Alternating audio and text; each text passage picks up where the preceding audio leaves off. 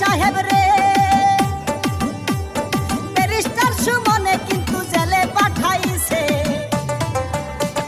মাওলানা সাইদি সাহেব ভালো ছিল মন, বিনা দোষে করলো দোষী ব্যারিস্টার সুমন।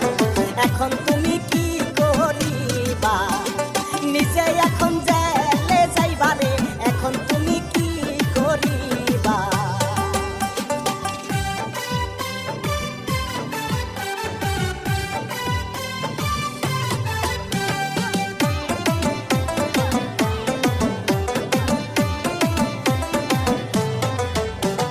ছাত্র যখন আবার দেশটা স্বাধীন করিল,